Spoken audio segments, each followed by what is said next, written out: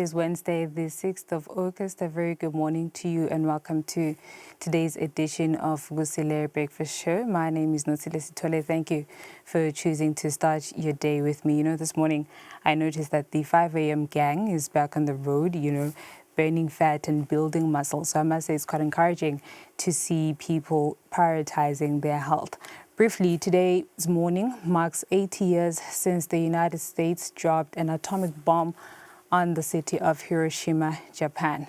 To honor this historic occurrence, a silent prayer was held at the city's Peace Memorial Park. World War II came to an end following Japan's surrender, which came days after the atomic bombings of Hiroshima and Nagasaki. In other news, the government of Rwanda has agreed to receive migrant detainees from the United States as part of U.S. President Donald Trump's plan to send deportees to third countries. Rwandan government reportedly confirmed that the country would take up to 250 deportees from the U.S. with the ability to approve each individual proposed for resettlement under the agreement. With this move, Rwanda joins South Sudan and Eswatini in accepting Trump's plan. In today's program, though, we unpack the verbal autopsy initiative launched by the Minister of Health in Eswatini. Now, the minister launched this to address gaps in mortality data. We'll hear more on its impact on healthcare delivery while also highlighting the importance of accurate mortality data reporting in shaping effective health policies. But first, we'll have Tinzaba in a moment and then the news bulletin at 7.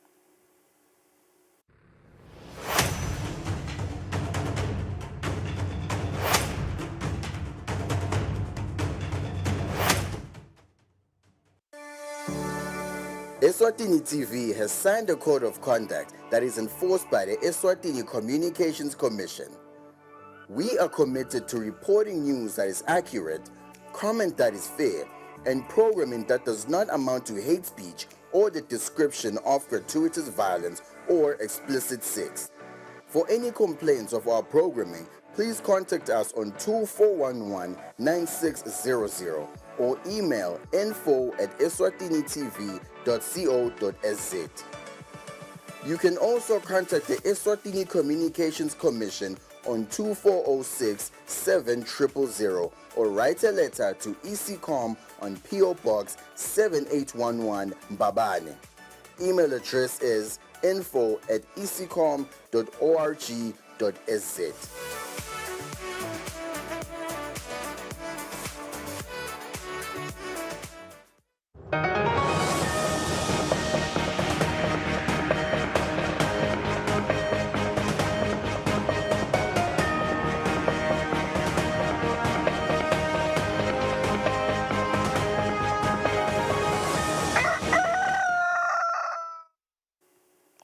Ngiphinze ngwamukele ngolumuhle kulo hlelo Kusile Breakfast Show Tinzaba teqala lisuku.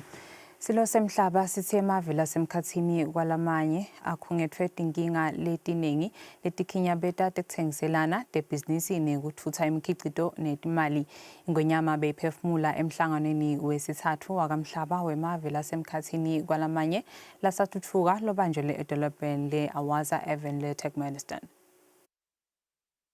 Ngaphambi kokuthi ingwenyama ingenele umhlangano wakamhlaba webaholi bemave lasemkhathini kwalamanye wesithathu, imbube yemhlaba ivuselelo yolwake waba ngumengameli eveni le-Turkmenistan, His Excellency Gurbanguly Berdimuhamedov. Ingwenyama ibeseke ichubekela emhlanganweni webaholi. Ekufikeni kwaso silo semhlaba kulo mhlangano sifike semukelwa ngumengameli welive le-Turkmenistan, His Excellency Serdar Berdimuhamedov, kanye namabhalane jikelele wenhlangano yakamhlaba, His Excellency Antonio Guterres. Lo mhlangano lona ubuke kulwa netinkinga letihlukile letikhungethe emave lasemkhathini kwalamanye, tinhlangothini letifaka ekhatsi tekuthengiselana, tekuxhumana kanye nentuthuko yawo. Libhodla libhubezi kulo mhlangano livetile ukuthi emave lasemkhathini kwalamave abhekene netingcinamba letinengi. high trade costs, logistical delays, and limited markets access due to poor infrastructure. Landlocked countries incur over twice the transport cost of coastal neighbors, hindering competitiveness and investment. The digital divide, marked by limited infrastructure, high connectivity cost, and low digital literacy, further restricts access to global markets and services. Silo semhlaba sithi leSwatini linato tinhlelo lelisebentela etikwato kucinisekisa ukuthuthuka ngalokukhonsile nekuthuthuka ngaphansi kwesimo sokuba semkhatsini kwalamanye emave. We are promoting investment in agro-processing, tourism, renewable energy, ICT, creativity, industries, and private enterprise. Ingwenyama iphindze yaveta ukuthi lo mhlangano utawuqinisa kubambisana nekubumbana ekulweni netinkinga letenta ukuthi emave lasemkhatsini kwalamanye angakhoni kuba yingxenye yekufaka sandla lesibonakalako emnothweni wemhlaba wonke. The theme, driving progress through partnerships, resonates deeply with the aspirations of all LDCs, including the Kingdom of Eswatini. This conference reaffirms our shared commitment to overcoming the structural barriers that hinder LLDC full participation in the global economy, offering a platform to chart a path of resilience, innovation, and inclusive growth. For Eswatini, being landlocked is not just a geographic condition, but a daily development challenge. Imbubo yemhlaba iphindze yaniketa siciniseko ukuthi leSwatini litibophelele kuba yingxenye yeluhlelo lwe-Awaza bekulwa netinkinga letikhungathela amave i-Awaza Program of Action. The Kingdom of Eswatini welcomes the prospects of establishing an infrastructure, investment, finance facility for LLDC to unlock financial resources and create a more conducive environment for sustainable development. We call upon financial institutions and developed countries to mobilize funds to bridge the $500 billion gap for landlocked countries. The Kingdom of Eswatini is fully committed to the Awaza Program of Action. We will not let geography define our destiny. Kulo mhlangano ingwenyama besingethwe indvuna yatangephandle nekubambisana nalamanye emave impungapholile shakhantu. Letinye tindvuna tembuso tifaka ekhatsi sikhulundla lihlaza lo indvuna yetemisebenti lemikhulu nekuthutha lebheke ukuthi ingenele imihlangano yetekuthuthukiswa kwetakhiwo. Indvuna yetekwatisa netekuchumana Savannah Maziya lebheke ukuthi yona ingenele imihlangano yetekuchumana netekuchwephesha kanye nendvuna yetemabhizinisi netekuthengiselana Mancoba Khumalo yena lobheke ukuthi angenele imihlangano yetemabhizinisi netekuthengiselana. Imihlangano lena-ke iyingxenye yemihlangano lengaphansi kwalona webaholi bemave. Etindzabeni kubika Pholile Maziya anamxolisi Mavimbela eTurkmenistan. Mapalane jikelele wenhlangano yakamhlaba Antonio Guterres uthi kuphumelela nekuthuthuka kwemave lasemkhatsini kwalamanye kusho kuphumelela kwemigomo weminyaka wa-2030. Mapalane jikelele abekhulumana akavula ngokomthetho umhlangano wakamhlaba wemave lasathuthuka wesithathu lobanjele eveni leTurkmenistan. Lo mhlangano lona ngulobusiswe nakuba khona kweNgwenyama.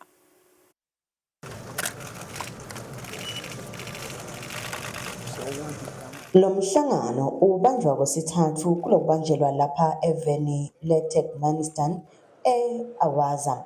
Lo mhlangano wemave langamashumi lamathathu nakubili lasemkhatsini kwalamanye livekatini le-Afrika, e-Asia, e-Europe kanye nase-South America.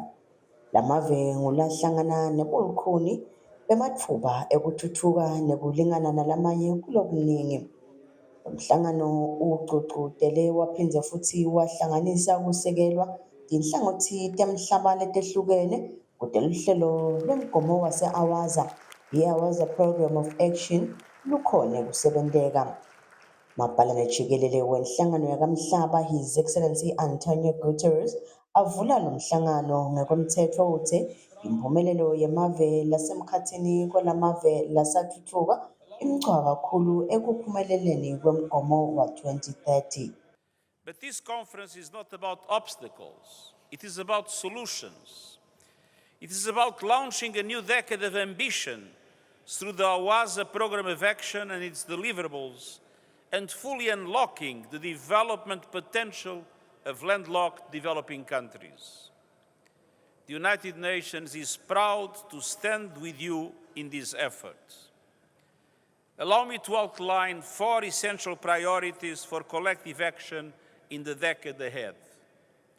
First, we must accelerate structural transformation and economic diversification. LLDCs possess extraordinary potential, from natural resources to human capital. Yet this potential remains largely untapped, constrained by limited funding and market access. We need bold and sustainable investments in value-added industries, local innovation, and inclusive growth that reaches every community across regions and generations. Digital transformation must be central to this effort. It can help LLDCs overcome physical barriers and connect to global markets. Mengameli welive le-Turkmenistan His Excellency Sardar Mohamedov ukhosete indlela yekulwa netinkinga letehlukene letiphatselene nebantfu, inhlalakahle, temnotfo kanye netemvelo. The state policy of Turkmenistan is focused on the people and the people's needs and demands. It is focused on the development of the individual, intellectual, and creative potential, spiritual and physical health, as well as protecting and upholding people's legitimate rights and interests. The state for the people is not just our motto. It is the essence and the defining vector of Turkmenistan's domestic policy and social life. It is the foundation of our country's foreign policy and international activities. Labanye labakhulumile ke bafaka ekhathi baholi bemave netinhlangothi letinye letehlukehlukene nabo labafake imibono yabo ukuthi lamave lasemkhathini kwalamanye angakhona njani kuphuma netisombululo tekucatulula tinkinga latikhungethe.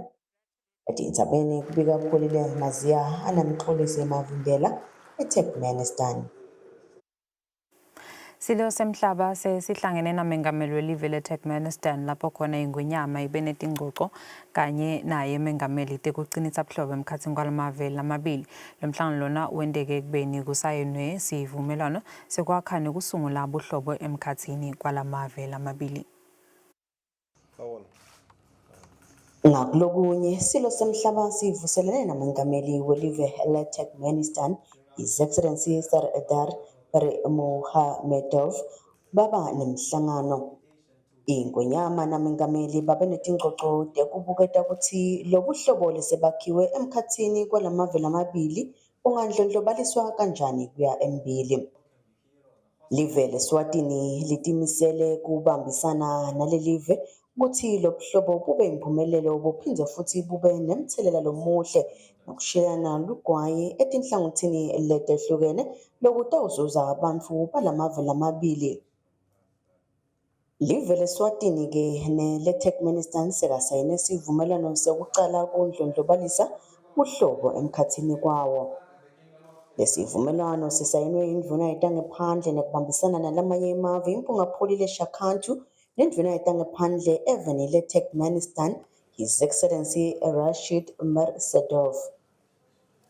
Lengcophamlandvo yesivumelwano itawucinisa budlelwane nokubambisana emkhathini kwalamave namcondzo munye ekubambeni intuthuko lekhonsile kanye nekudlondlobalisa umnotfo.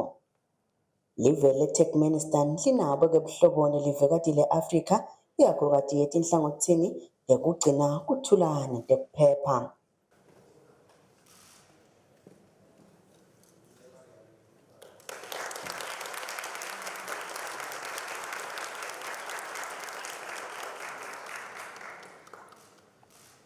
Etintsabeni kubika pholile maziya anamxolisi mavimbela eTurkmenistan. Inkosikazi Makela Motha ivakashele indzawo yemikhicito yetandla lebeyilungiswe nguhulumende welive leTurkmenistan kukhombisa inkosikazi nabo make mengameli imikhicito yetandla leyahlukene. Kulolu vakasho inkosikazi bayikhombisa imikhicito yetandla leyakhiwa bomake kulela live kanye nemigidvo leyahlukene yebantfu base-Turkmenistan.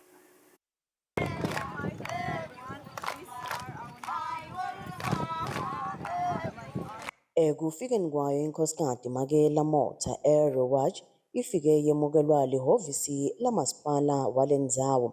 Inkosikazi beyikade isingethwe ngumkaneNkosi Ncubile. Lolu bekukade kulihlelo loluseceleni kwemhlangano webaholi lebelukade lulungiselwe inkosikazi nabomake mengameli. Inkosikazi ikhonjiswe imikhicito yetandla leyentiwa bomake kulendzawo kugcina umlando nemagugu kanye nokuphilisa nemindeni yabo. Le mikhicito ifaka ekhatsi kwakhiwa kwema-carpet layingcenye yemihambo kulelive, tindlu lebetisetjentiswa endvulo kanye nemikhicito yekugaba nekuhlobisa. Kulolu vakasho lwenkosikazi kuvelile ukuthi loku kwakwentiwa kusukela endvulo njengoba omake bebafundzisa nebantfwana labangemantfombatana kute lo msebenti utawuchubekela etitukulwaneni letilandzelako. Inkosikazi iphindze futhi yakhonjiswa nemigidvo yesive se-Turkmenistan.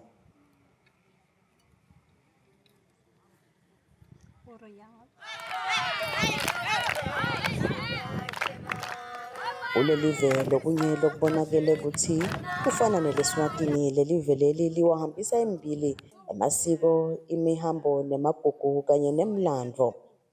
Etintsabeni kubika pholile maziya anamxolisi mavimbela eTurkmenistan.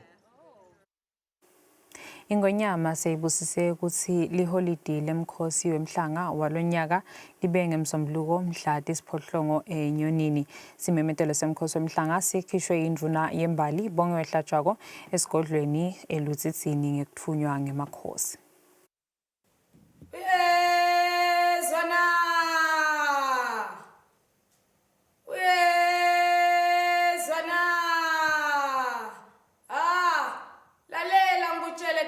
Letiphuma enkosini uthokandaba tinfombi imbali yemaswati ayiphelele esigodlweni elidzidzi mhla titimbili enyonini titawufike tibhalise ngalelo langa. Mhla titintsatfu tiyaphuma, mhla titine tiyageca, mhla tisihlanu tiyabuya, mhla tisitfupha tiyaphumula, mhla tisikhombisa tiyacitsa, mhla tisiphohlongo enyonini tiyagidza.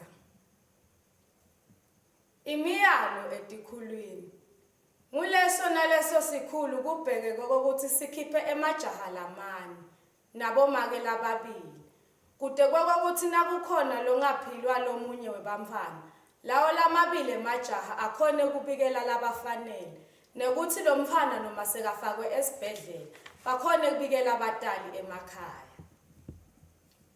Boba betikhulu bamfa benkosi lababuke imimango kubhekekile kokuthi bayale imbali nemajaha kanye nabomake nabaphuma emphakatsini. Nawe emajaha ayati ukuthi tinfombi tilala todwa nalabadvuna balala bodwa. Boba betikhulu bayakhunjutwa kokuthi bangakhiphi bantfwana labancane ngenxa yekweswelakala kwemhlanga edvutane bese abasakhoni kuhamba indlela lenze.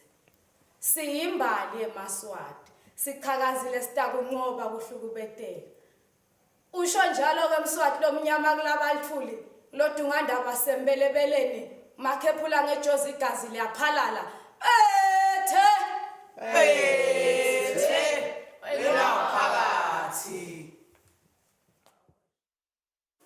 Izinyano mfana Nkosi Temthimba lithi kunakekela labaswele kungumsebenzi walo lonke eLeswati njengokusho kwemakhosi. Lizinyano mfana Nkosi Temthimba belikhuluma ngesikhathi linikela tingubo ehhovusini leliphini lamvunankulu letitawusebenziswa bantfu labadzala labahlala ekhaya lebantfu labadzala emankayane kanti temukelwe liphini lamvunankulu umhlonishwa Kusile. Lizinyano umfana Nkosi Temthimba lihambe emavini emakhosi lakhutsata emaswati ukuthi anakekelane lonke eLeswati lidlale inzima ekuthuthukiseni tenhlalakahle eveni lapho khona ngenhlangano yalo iKwakithi Foundation linekelele lehhovisi leliphini lamvunankulu ngetingubo letingamashumi letawusebenziswa ekhaya lebantfu labadzala nalabakhubatekile emankayane. Letinye taletingubo lenhlangano ibanjiswe inkosikazi Makela Nkambule. We are deeply thankful to the office of the Deputy Prime Minister for welcoming the Kwakithi Foundation once again, for engaging our vision, and for opening doors for us to assist in social welfare initiatives that directly impact the lives of our people. This partnership is an affirmation that when we come together, government, foundations, and communities, we can create sustainable solutions and meaningful change. Kwakithi Foundation remains committed to supporting vulnerable groups, whether through warmth, nourishment, or empowerment initiatives, and we are honored to align our efforts with the National Agenda for Social Development and Care. Liphini lamvunankulu umhlonishwa Kusile wemukelele tingubo wathi lelihhovisi nemsebenzi lomkhulu wekunakekela sivele sifaya ekhatsi bantfu labakhubatekile nebantfu labadzala. Wenokunene mandate of this office is huge. Vele it borders along humanitarian approach. We look after children in the whole country. Bantwana fall under this portfolio. Noma ngabe lo mfana uphuma from an affluent family, but ukhanze ukuthi kunema issues lathite lam-affectako.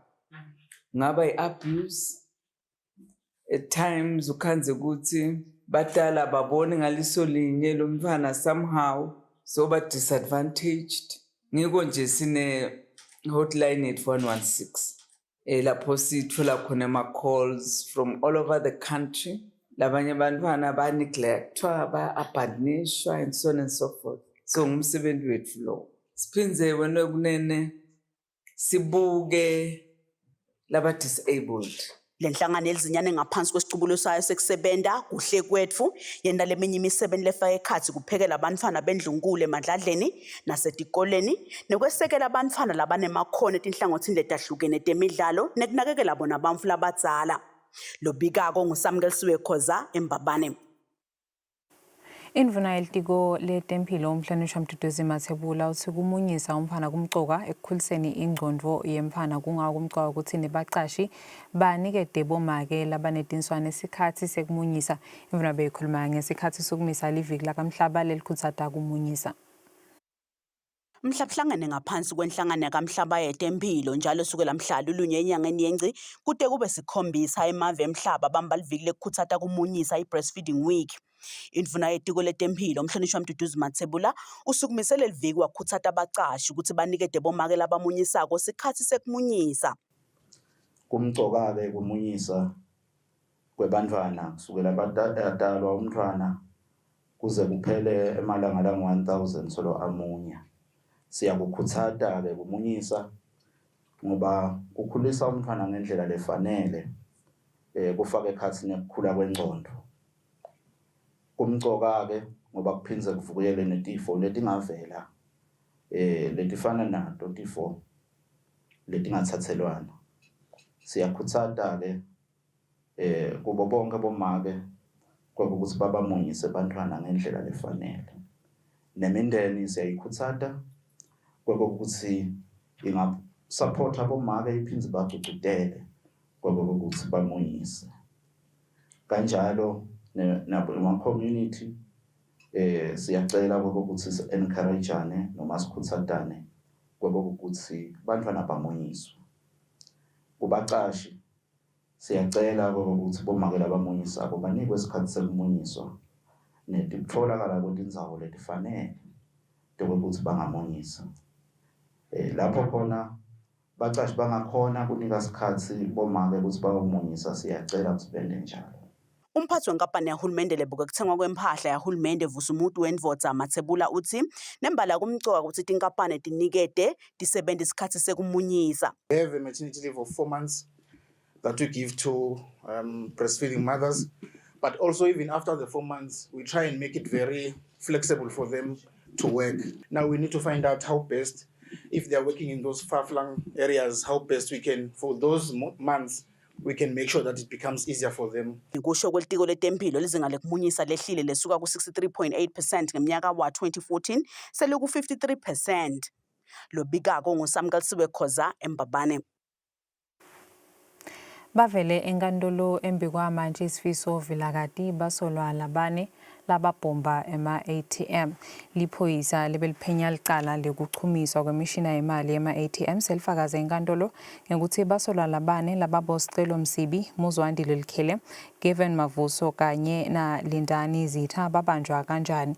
Lo mseshi longu-inspector akhona Dludlu utshele enkantolo ukuthi emaphoyisa emgwaco acale abamba msibi namavuso labakhombisa kutatatela uma abemisa emgwacweni. Dludlu utshele enkantolo ukuthi lamaphoyisa athi ngekubasola labalababili asesha imotolo lebebahamba ngayo lapho batfola khona timpahla letinsha kanye nemali lebeyifakwe ebhakedeni le-KFC. Dludlu utshele enkantolo ukuthi bomsibi namavuso bayiswa estation semaphoyisa eMbabane lapho befike bakhuluma nebaseshi. Dludlu ufakaze wathi labasolwa babese bahola emaphoyisa kwayiwa eCozy Corner eCheckers lapho kwafika kwabanjwa kwaphinzwa kwabushwa boLikhele naZitha. Dludlu ufakaze wathi Lukhele watholakala nabhaki lobeka nemali engetulu kwa-30,000 emalangeni. Dludlu wengete nekuthi basolwa batholakala netimpahla letinsha naletinzala emotolweni. Letinye taletimpahla Dludlu utshele enkantolo ukuthi tiyabonakala tigcokwa bomsolwa ku-CCTV camera alama-ATM labawabhomba. Isachubeka lendzaba. Zitha utshele enkantolo ukuthi ufuna ummeli longamkhulumela kuleli cala. Lendzaba ibese iyaguqa kanti itawubuya enkantolo mhla ka-13 enyangeni leSetulo. Live laseSwatini liyachubeka nekumeleleka etinhlanganweni tesifundza se-Afrika. Impungatho Nesibanze ihola libandla lemalunga eParliament yase-Afrika i-Pan-African Parliament lapho kukhulumiswa khona tindzaba talesifundza. In compliance with Article 33.3 of the African Union Financial Rules and Regulations, the committee received the PAP budget execution report for the financial year ending 31st December 2024 from the Pan-African Parliament Administration. We got an approved budget for the year 2024 of $11,057,831. Kulo mhlangano wePhalamende e-Afrika sihlalo Impungatho Nesibanze yethule kusebenta kwemali yalenhlangano kusuka eminyakeni lophelile lapho athe emaphakelo bekeme ku-11 million US dollars nengcenye. Kanti-ke uchazile ukuthi isebente njani leyo mali. Uthi nyakenyeke kuleyo bebaphakelwe yona basebenzise ingcenye lengaba-81% yaleyo mali bebaphakelwe yona engalinganiselwa ku-$8 million. US dollars 8,099,510, which translates to an execution rate of 81% of the total budget of US dollars 11,057,831. Impunga Zibanze-ke iphethe ngokuthi bale komiti batimisele ukuthi bayatise iPhalamende ngokusebenta kwemali kanjalo-ke nalapho baneticelo temali khona kodwa kuchubeka umsebenzi wayo iPhalamende ngokusebenzisana nemalunga. Lobika nguGiyane Msibi eMbabane.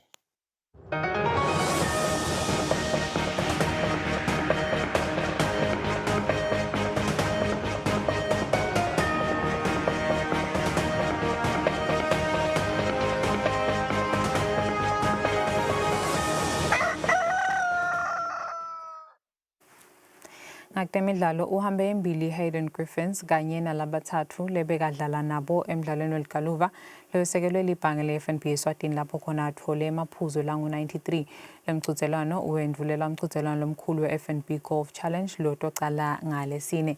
Imidlalo idlalelwe enkundleni ye-Royal Spa ezulwini. Kuyaye kuthi njalo ngaphambi kokuthi kudlalwe umqhudelwano lomkhulu wayi-Golf Challenge lengenelwa abadlali bakuleli kanye nalabo lababuya ngaphandle kwakuleli lo mqhudelwano tocala ngalesine lesiya kuwo kanzi ngalesibili ucala umqhudelwano lapho khona badlali bebahlukaniswa ngama-groups lapho khona inye igroup bekunama-amateurs lamathathu bese kuba ne-professional inye. Nakusasa ngalesithathu kutochubeka ngaleyo ndlela yokudlala lapho khona kutobe kudlalwa ngama-groups lanema-amateurs lamathathu ne-professional inye. Hayden Griffins, Dave Meldin, Nico Kotse kanye na Paul Fortune ngibo labahamba embili labathola amaphuzu lang-93 ngalesibili. Labaphume babasenzaweni yesibili kube ngihlahla Mthethwa, Anna Victor Mavundla na Genius Sihlongonyane kanye na Mduduzi Nyoni bona labathola amaphuzu lang-91. Ngalesibili ama-professional angenela wona lo mdlalo abengetulu kwama-20. Lobikako uLinda Dlamini anabonke Dlamini ezulwini. Licembu le-Young Buffaloes labomake selidonswe ngaphansi kwa-Group B emidlalweni ye-CAF Women's Champions League qualifiers lapho lidonswe nelicembu le-Gaborone United Ladies yaseBotswana kanye ne-Kick for Life WFC yaseLesotho. Imidlalo itodlalelwa eveni laseNingizimu Afrika kanti itocala mhla ka-22 kule nyanga kude kube ngumhla ka-31 kuyo lesetulu edolobheni laseJozi khona eNingizimu Afrika. I-Young Buffaloes iyodlala le midlalo ngokuba boshampiyoni be-league. Ngakulokunye likhethelo lebhola lebadlali labangephansi kweminyaka le-17 lona lidonswe ngaphansi kwa-Group A. Likhethelo lakule lidonswe nelikhethelo lase-Mozambique, Zimbabwe kanye ne-Comoros emidlalweni yekuhlungela indzebe ye-Africa Cup of Nations yema-under 17.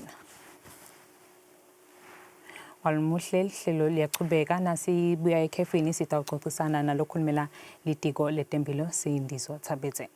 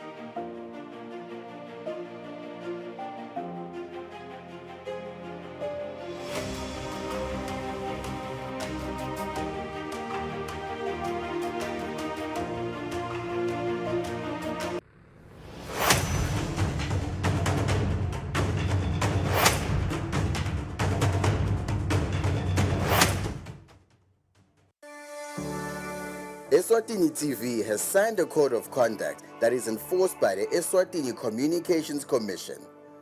We are committed to reporting news that is accurate, comment that is fair, and programming that does not amount to hate speech or the description of gratuitous violence or explicit sex. For any complaints of our programming, please contact us on 2411-9600 or email info@eswatinitv.co.za. You can also contact the Eswatini Communications Commission on 2406-7000 or write a letter to ECCOM on PO Box 7811 Mbabane. Email address is info@ecom.org.sz.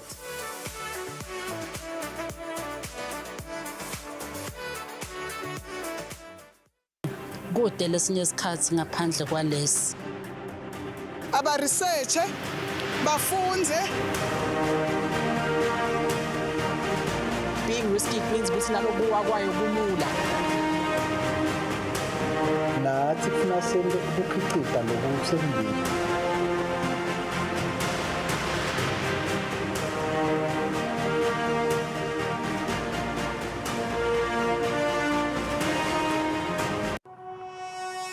When you choose your adventures, you do so with an open heart.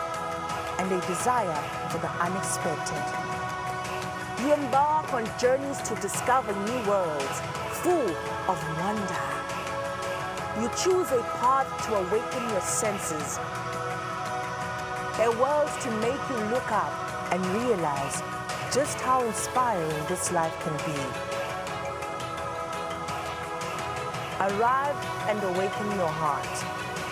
Explore life in ways only thought possible in your dreams. Discover just how far you'll go to expand your understanding of life's greatest mysteries. There's just one place on this planet with so much to offer. Now is the time for you to have the royal experience.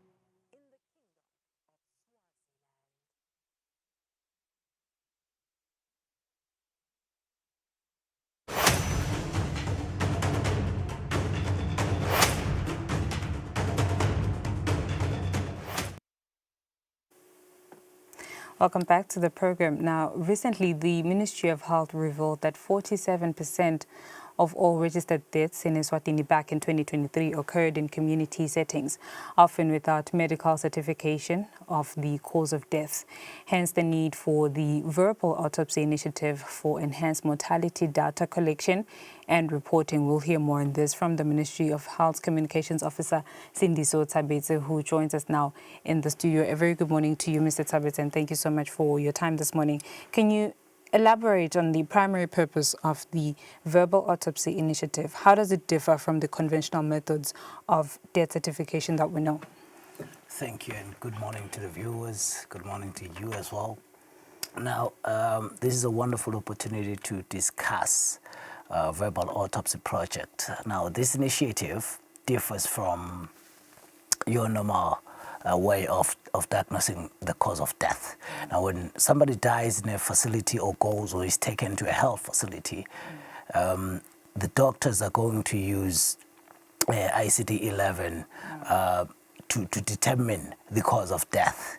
Now, when that person then dies in a community setting without being taken to a hospital, then that person's cause of death or probable cause of death is unknown.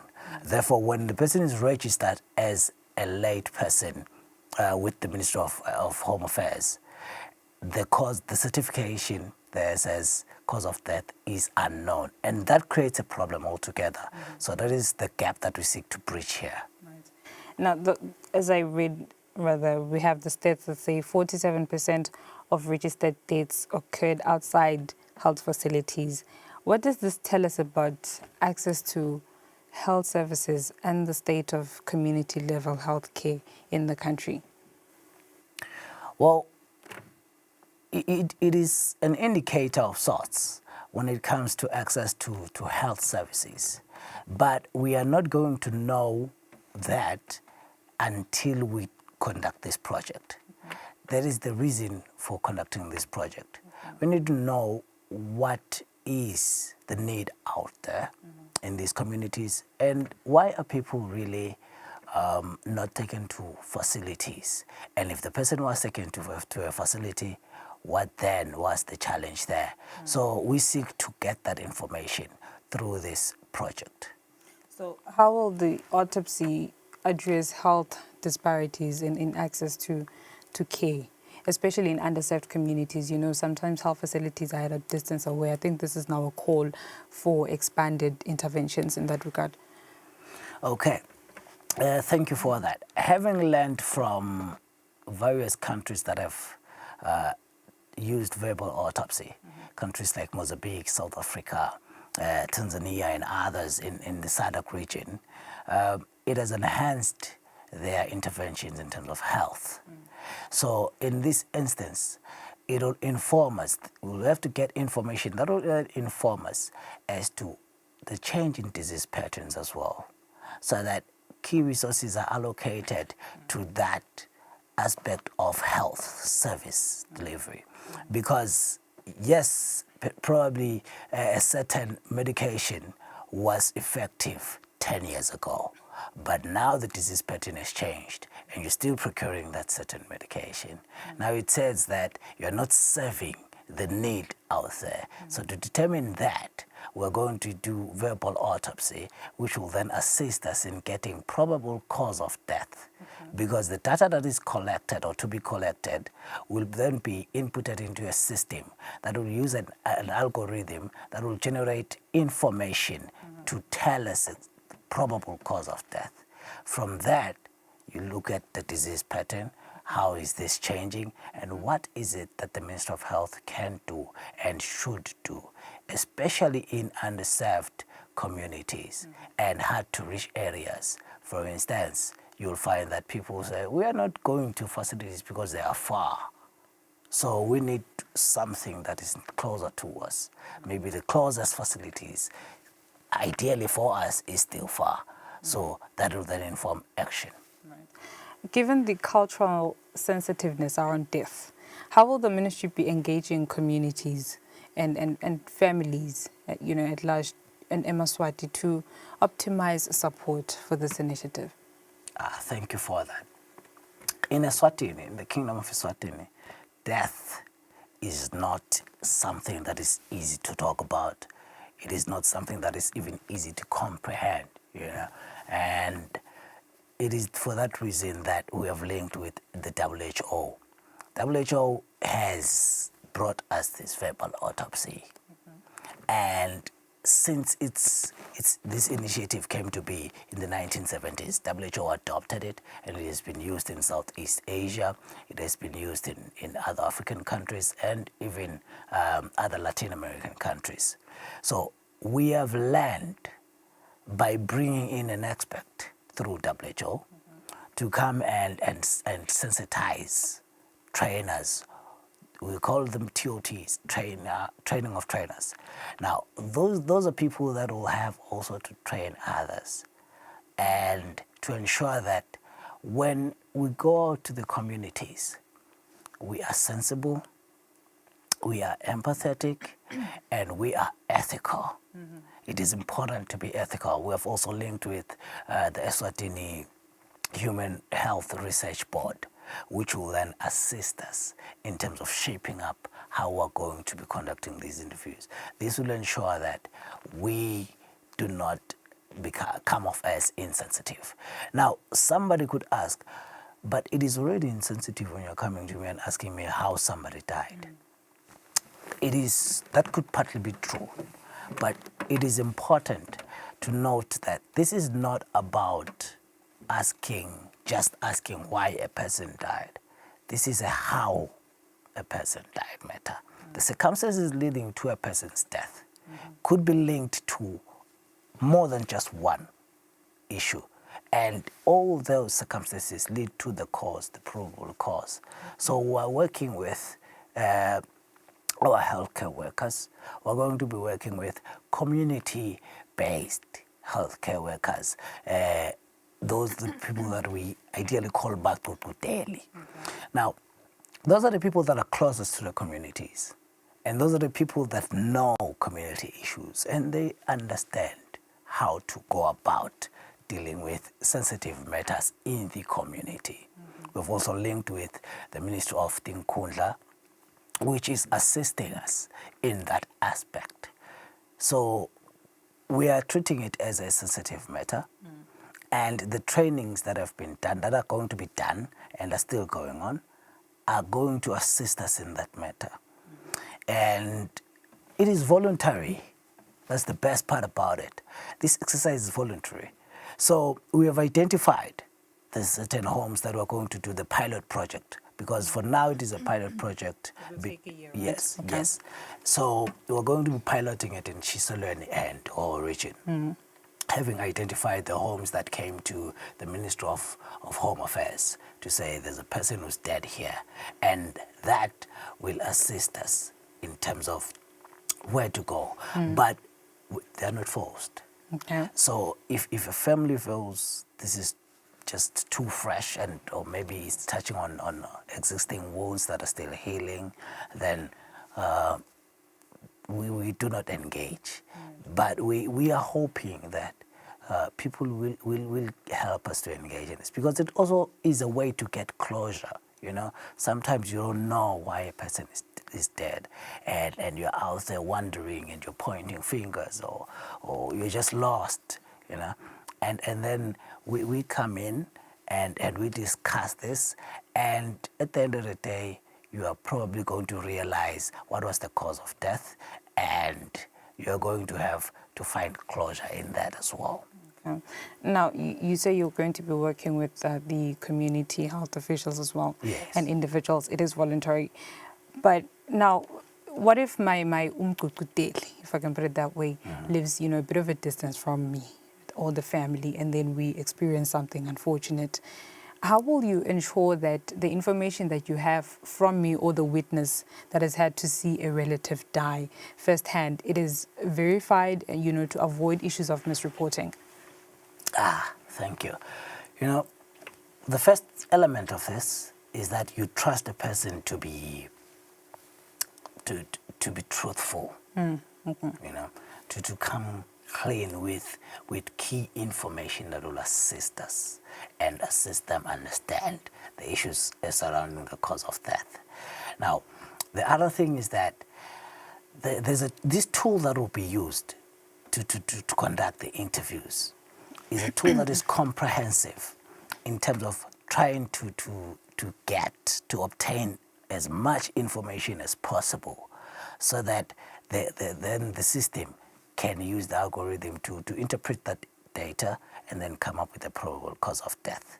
It is important that people give the truth or facts of what they observed and all the circumstances that surround that death. Somebody could have had diabetes, living with diabetes for a while, but you might find that the probable cause of death is not diabetes. It is linked to, but it isn't. Probably management was not really good and all that. So we're going to try to get as much information from those that will interview as possible in order for us to be closer to the fact as much as possible. Now, no data through research can be said to be 100% factual, but it can come close to that. And that is what we're aiming to achieve, using the tool that has been developed through the help of the expert that was brought in. Right. Excuse me, how do you anticipate that the verbal autopsy data will, perhaps enhance the existing civil and registration vital statistics system?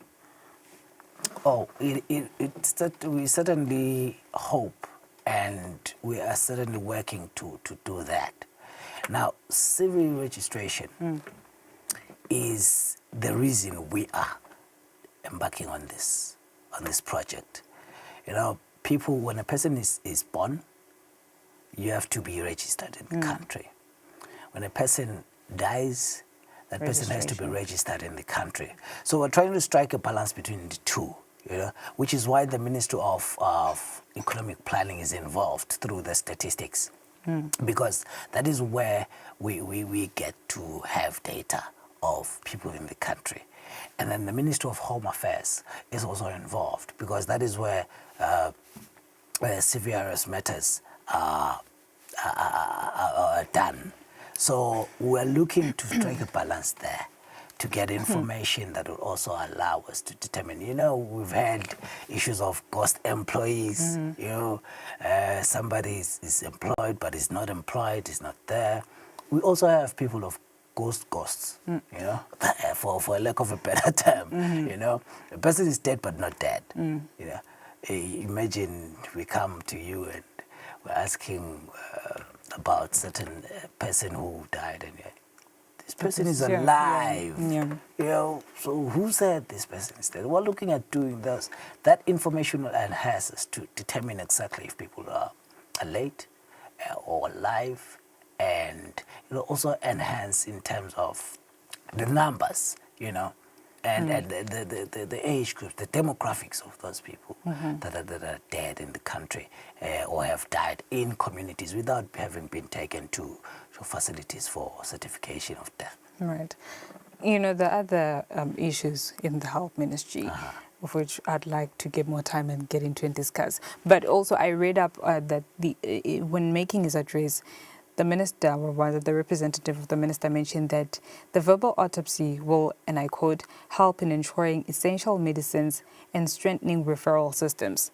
Can you perhaps give examples of how mortality data will translate into better drug distribution or emergency care, effective emergency care? Thank you for that one. You know, getting this data will assist us because mortality is not just a matter of somebody's dead and we forget about them. You know, somebody dies, and every time somebody dies, we have to ask why, how, and what could have been done. As I mentioned before, the Ministry of Health seeks to improve health outcomes, and we have SDG 3, which says health for all. We have to ensure that everyone has access to equitable, quality health care and affordable. Now, to do that and to achieve our goal as per our strategic plan, we have to know what are the causes of death in communities? And if these are hard to reach and underserved communities, why is it that we say they are hard to reach and they're underserved? And what is it that we have to trickle down to clinics? Because when we start with healthcare, we start with community health workers. We go to clinics, that's another level. We go to health centers, and then there's regional hospitals. So in terms of referral systems as well, how do we strengthen our referral systems? If somebody comes to the clinic and they're complaining about a certain illness, does this person have to be referred? Because probably we will find that this is one of the most causes of death in communities. Then we'll have to strengthen that.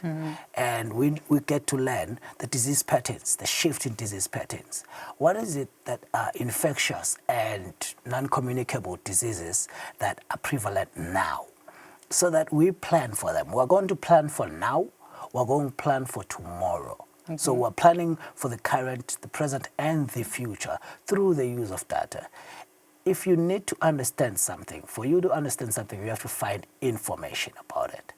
And then you're going to determine the problem. This is the problem, because you have information about it.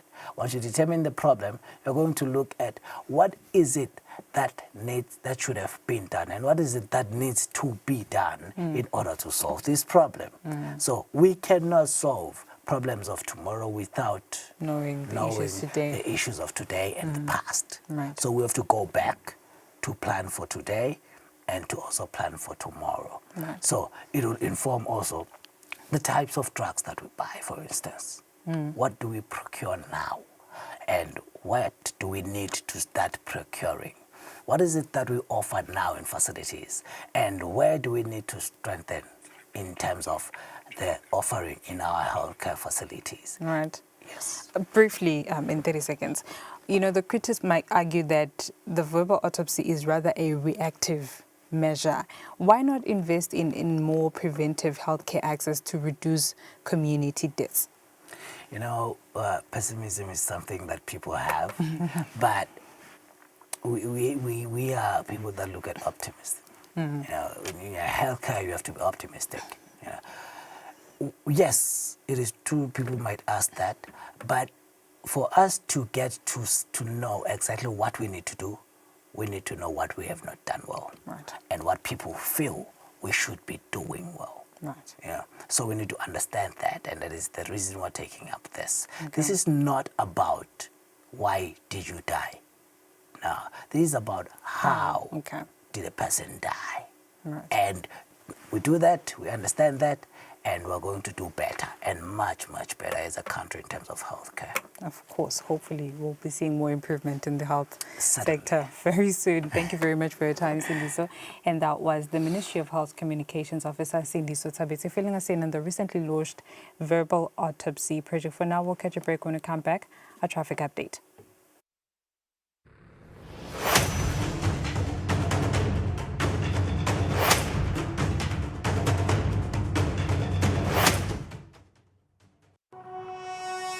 When you choose your adventures, you do so with an open heart, and a desire for the unexpected. You embark on journeys to discover new worlds, full of wonder. You choose a path to awaken your senses, a world to make you look up and realize just how inspiring this life can be. Arrive and awaken your heart. Explore life in ways only thought possible in your dreams. Discover just how far you go to expand your understanding of life's greatest mysteries. There's just one place on this planet with so much to offer. Now is the time for you to have the royal experience.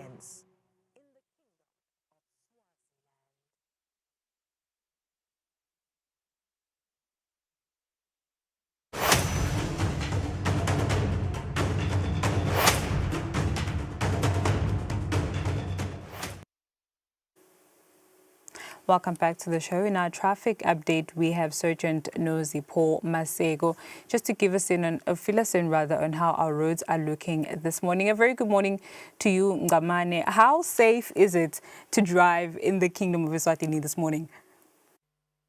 Anguvusele nothile phinze ngivusele naye umbukeli wemsakato iChannel S. Eswatini TV. Imigwaqo yelive laseSwatini sesiyihlolile lesinako nje ukuthi endase Big Bend uyachubeka umsebenzi wekuvuna wona umoba ayaphithitela ke emaloli ayangena ayaphuma bashayeli bayaxwayiswa ukuthi abashayeli ngekucophelela basahamba khona baphindze bende siqiniseko ukuthi bakhulisa umgwamo kulandela lawo maloli lawo ke ngoba athele ngelinani lelingetulu kuyendeka letinye tigaba ukhanze ukuthi lo moba soyadilika sokudilikela etukwemotolo yakho kuze sikugwemeke lokho asikhulise umgamo lesilandelana ngawo nasihamba kuleyo ndzawo leyo ngalokunye endaweni yasemehlwabovu Landlocked badona tinkomo iyaphithitela ke diwela wona umgwaqo bashayeli ke bayaxwayiswa ukuthi abashayele ngekucophelela lokukhulu bende siqiniseko ukuthi bayagwema ukubhidla leyo mfuyo leyo ke bayimele nje iwele umgwaqo bese bayachubeka bayahamba ngalokunye umsebenzi wekulungisa wona umgwaqo edolobheni lethu lelikhulu eMbabane uyachubeka ikakhulu nawusuka khona ebus rank uta total robots nalapha extension 3 kuVunta Street kumkhona ubovu road ke uvaleke ngci kude lokhonako kuhamba bashayeli ke bayaxwayiswa ukuthi usachubeka lo msebenzi akube khona kubeketelelana nekuhloniphana iba netemgwaqo letingasebenzi emadolobheni ethu lamakhulu nguletlet lapha kaManzini Remand Center bashayeli ke bayaxwayiswa ukuthi basahamba khona abanikane inhlonipho lofike kuqala nike lithuba lekuthi ahambe kuqala lokunye lesinako lesikunaka ukuthi tinkomo tiyachubeka tiba sikhinyabedwa emigwaqweni yethu leyahlukahlukene ikakhulu nawusuka khona eNgogola ubheke kalonhlupheko uphinde usuke kulukhula ubheke khona eBig Bend phinde satibona emigwaqweni losuka khona eMduvumezulu ubheke khona eSphuphe umhlaba ubovu ubheke khona eBhunya nawusuka khona emafutheni ubheke khona eMandla Ngambisi bashayeli ke bayaxwayiswa ukuthi basahamba kulezi ndzawo lizinga labo lekuqaphela alibe ngilesetulu kakhulu bakhuliswe umgamo labalandzelana ngawo kunye lesinako ke ukuthi bashayeli bayawuthi bahambe etindzaweni lapho khona kuphithithela khona abantu besikolo noma kunetikolwa eceleni kwemigwaqo bayexwayiswa ukuthi lizinga labo lekunaka alibe ngilesetulu kakhulu banciphise litumane labahamba ngalo baphinde futhi bakugweme konke lokungahle kubaphathamise basahamba emigwaqweni ingakho lesinazo namhlanje nathila. Thank you very much, Ngamane. That was Sergeant Nosy Paul Masego just giving us the traffic update this morning. You are encouraged to drive with caution, more especially exercise patience, especially in areas where there are roadside construction ongoing. For now, we'll catch a break. When we come back, we'll have our English news bulletin.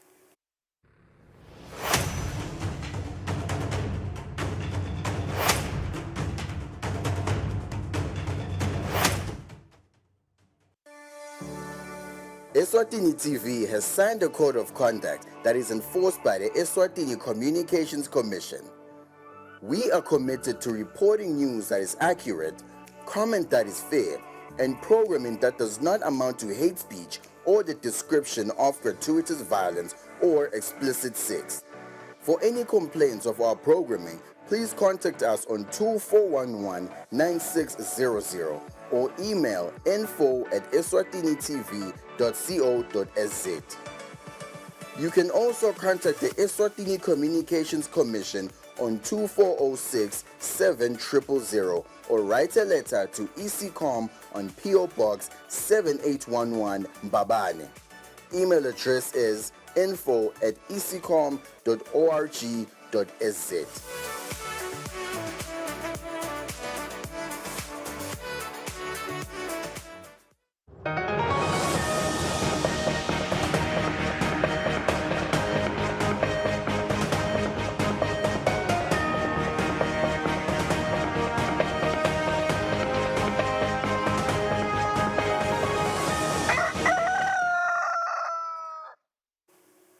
Good morning once again. This is the English News Bulletin on Kusile Breakfast Show. His Majesty King Eswatini III says landlocked developing countries face systematic challenges on high trade costs, logistical delays and limited markets due to poor infrastructure. His Majesty revealed this when addressing the 3rd United Nations Conference for Landlocked Developing Countries held in Awaza, Turkmenistan. Just before attending the conference, His Majesty King Eswatini III met with the chair of the Landlocked of Turkmenistan, His Excellency Gurbanguly Berdimuhamedov, who is the former president of Turkmenistan. His Majesty then proceeded to the conference. Upon arrival at the Turkmenistan Conference Hall for the opening and plenary session of the 3rd United Nations Conference on Landlocked Countries, His Majesty King Eswatini III was welcomed by the President of Turkmenistan, His Excellency Sardar Berdimuhamedov, and the United Nations Secretary General Antonio Guterres. The conference aims to address the unique challenges faced by landlocked nations, particularly in areas like trade, connectivity, and overall development. It is a once-in-a-decade event. Addressing the conference, His Majesty King Eswatini III said landlocked developing countries face a lot of systematic challenges. And limited markets, access due to poor infrastructure. Landlocked countries incur over twice the transport cost of coastal neighbors, hindering competitiveness and investment. The digital divide, marked by limited infrastructure, high connectivity cost, and low digital literacy, further restricts access to global markets and services. The King and Ngwenyama also revealed that to build resilience and ensure sustainable growth, Eswatini is diversifying beyond traditional sectors. We are promoting investment in agro-processing, tourism, renewable energy, ICT, creativity, industries, and private enterprise. The Ngwenyama also highlighted that the conference reaffirms shared commitment to overcoming structural barriers that hinder LLDC's full participation in the global economy. The theme, driving progress through partnerships, resonates deeply with the aspirations of all LDCs, including the Kingdom of Eswatini. This conference reaffirms our shared commitment to overcoming the structural barriers that hinder LLDC full participation in the global economy, offering a platform to chart a path of resilience, innovation, and inclusive growth.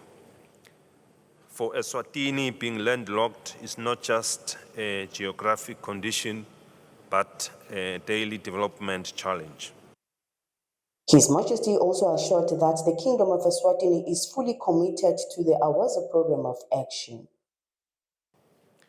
The Kingdom of Eswatini welcomes the prospects of establishing an infrastructure, investment, finance facility for LLDC to unlock financial resources, and create a more conducive environment for sustainable development.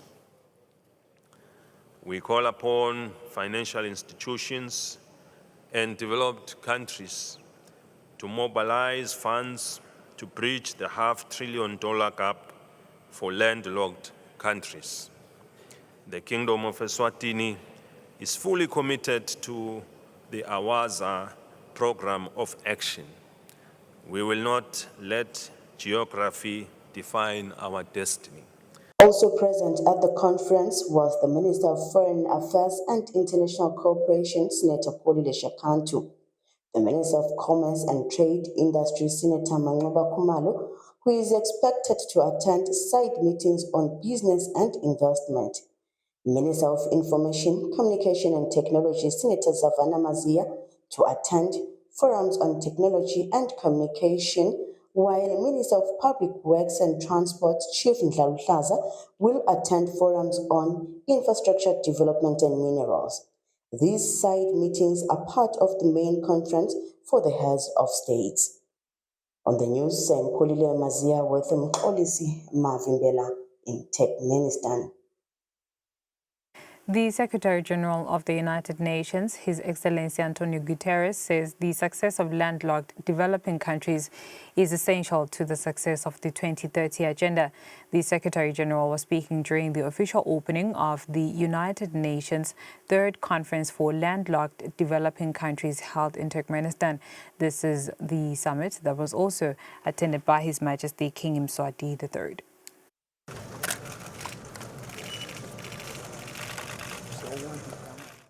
This conference is held for the third time as it's held in Awaza this year. This conference is for 32 landlocked developing countries across Africa, Asia, Europe, and South America. These countries often face limits in development opportunities and entrenches inequalities.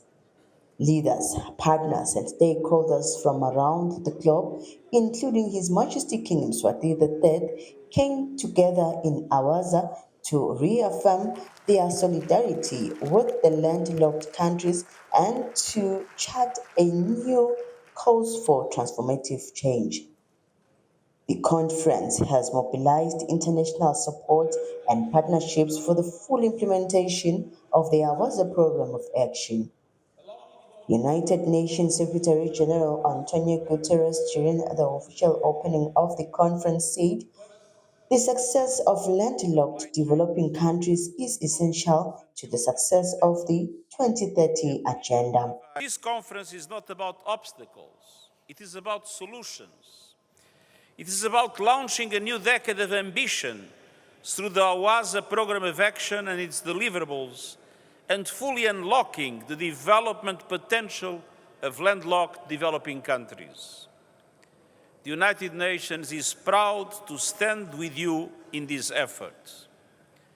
Allow me to outline 4 essential priorities for collective action in the decade ahead. First, we must accelerate structural transformation and economic diversification. LLDCs possess extraordinary potential, from natural resources to human capital. Yet this potential remains largely untapped, constrained by limited funding and market access. We need bold and sustainable investments in value-added industries, local innovation, and inclusive growth that reaches every community across regions and generations. Digital transformation must be central to this effort. It can help LLDCs overcome physical barriers and connect to global markets. The President of Turkmenistan, His Excellency Darbe Muhammadov, called for an integrated approach to addressing the humanitarian, economic, social, and environmental challenges faced by landlocked nations. The state policy of Turkmenistan is focused on the people and the people's needs and demands. It is focused on the development of the individual, intellectual, and creative potential spiritual and physical health, as well as protecting and upholding people's legitimate rights and interests. The state for the people is not just our motto. It is the essence and the defining vector of Turkmenistan's domestic policy and social life. It is the foundation of our country's foreign policy and international activities. Other leaders, stakeholders, and partners also addressed the conference and made contributions towards solutions to address challenges faced by landlocked countries. On the news, I'm Kusile Mazia with Mxolisi Mavimbela in Awaza, Turkmenistan. His Majesty King Eswatini III has met with the President of Turkmenistan, whereby His Majesty and the President deliberated on how to strengthen relations between the two countries. This follows the newly established bilateral relationship between Eswatini and Turkmenistan. On another note, His Majesty King Eswatini III paid a courtesy call on the President of Turkmenistan, His Excellency Sardar Mohamedov. His Majesty and the President had bilateral talks on how to further strengthen the bilateral relations between the two countries that have been recently established. The Kingdom of Eswatini looks forward to a productive and lasting relationship with Turkmenistan, leveraging their shared experiences and aspirations to build a stronger future for their citizens.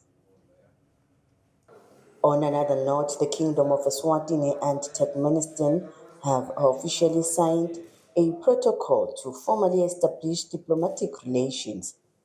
The document was signed by the Minister of Foreign Affairs and International Cooperation, Senator Polile Shakantu, and the Minister of Foreign Affairs, His Excellency Rashid Mersedov. This historic agreement marks a significant step in strengthening ties between the two countries, which share common goals of economic diversification and development. Turkmenistan has been an active partner to African nations, especially with multilateral forums focused on peace and security.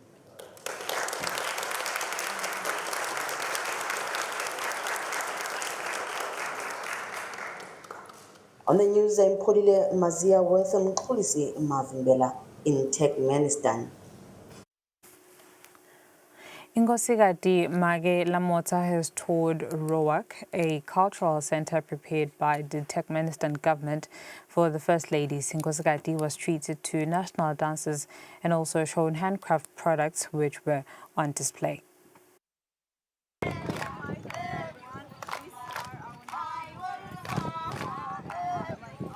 Upon arrival at the Rowach, Inkosikati Mage Lamota was received by the mayor's office of the local city. Inkosikati was accompanied by Her Royal Highness Princess Ngobile. This is a program that was prepared by Turkmenistan for the First Ladies from landlocked developing countries. At the Cultural Center, Inkosikati was shown the different handicraft products that are made by Turkmenistan women to continue preserving cultural and ancient products. They also produce these products to generate income for their households. The products include Turkmen carpets that are being weaved by the women with their own hands, Turkmen old houses, and as well as jewelry. It was mentioned that in history, Turkmenistan women used to teach young girls on how to make these products so that they pass the skill to the next generation. Inkosikati was also treated to national dances.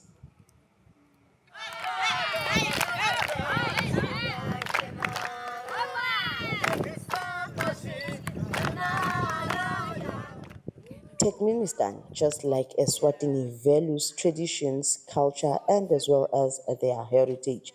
On the news, I'm Polile Mazia with Mxolisi Mavimbela in Turkmenistan. His Majesty King Eswatini III has officially declared Monday, the 8th of September 2025, a public holiday in honor of the Umhlanga read-down ceremony. The announcement was made by the acting Imvuna Yembadi Bongiwe Tlatrogo.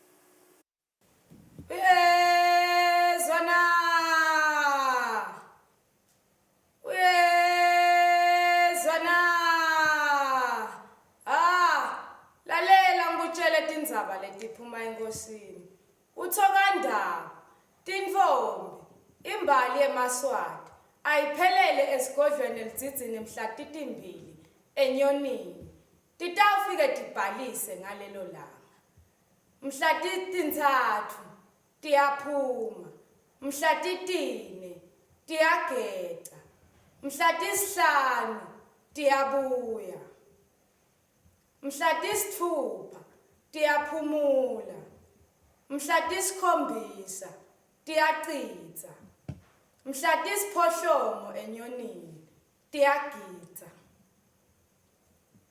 imiyalo etikhulwini nguleso naleso sikhulu kubheke kokuthi sikhiphe emajaha lamane nabomake lababili kude kokuthi nakukhona longaphilwa lomunye webamfana lawo lamabili emajaha akhone kubikela labafanele nekuthi lo mfana noma sekafakwe esibhedlela bakhone kubikela abatali emakhaya boba betikhulu bamfa benkosi lababuke imimango kubhekekile kokuthi bayale imbali nemajaha kanye nabomake nabaphuma emphakathini nawe emajaha ayati ukuthi timfombi tilala todwa nalabaduna balala bodwa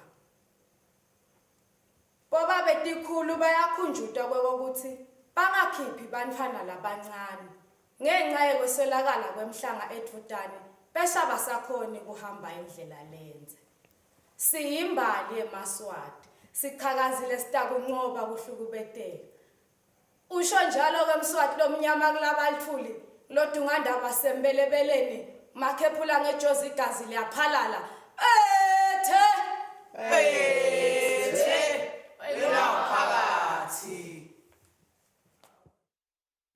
Her Royal Highness Princess Temtimba says the welfare of Eswatini is a shared responsibility and that every citizen must uphold in line with their Majesty's command. Her Royal Highness was speaking during a donation of blankets to the Deputy Prime Minister's office through the Gwagiti Foundation. In a heartwarming gesture that underscores the royal family's commitment to welfare of the nation, Her Royal Highness Princess Temtimba through Gwagiti Foundation has donated a significant number of blankets to the Deputy Prime Minister's office. The donation included a special contribution of blankets from Queen Langambule. We are deeply thankful to the office of the Deputy Prime Minister for welcoming the Gwagiti Foundation once again, for engaging our vision, and for opening doors for us to assist in social welfare initiatives that directly impact the lives of our people.